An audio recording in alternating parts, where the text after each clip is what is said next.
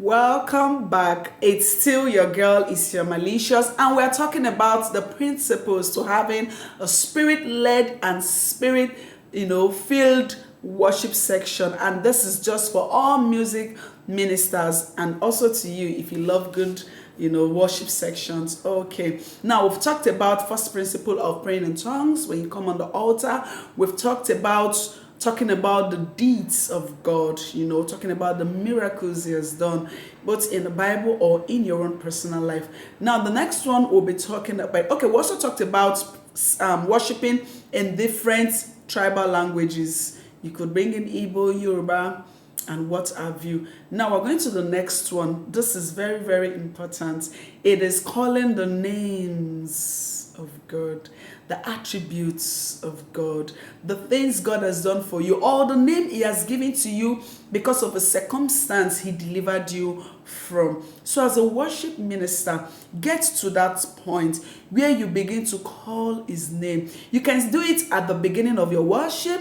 You can decide to do it, at the center or at the end, however way it appeals to you. But make sure you fix it into your worship. Remember when you were a little girl, right? And then your mom wants to make you feel real good, and she begins to go, my darling, my love, you are the most beautiful blessing I've ever had. Oh, you are this. If you can remember those days, you felt really good, right? Same thing it does to our Father. Same thing it does to our Lord. So when you're in a place of worship, dare to call him names.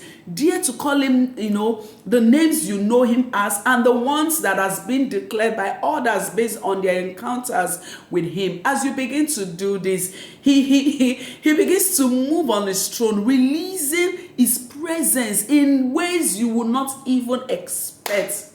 In ways you will not expect. So you can actually do that as an assignment as a worship minister. Go and get the names, the attributes of God. Oh, you are Jehovah Shammah. You are Jehovah Nisi. I remember the time when I didn't have anything to eat. You came in as Jehovah Jireh. Oh, I remember when I was healed and there was no one to help me. You came in as the Lord, my healer. You begin to declare those things.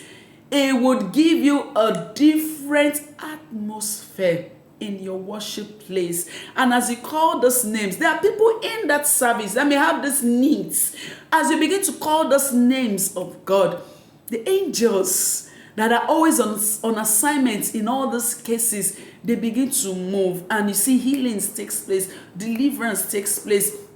A lot of things begins to happen. And when you are done, even you will not be left out in the move of the Spirit. Did that bless you? Let's go to the next one.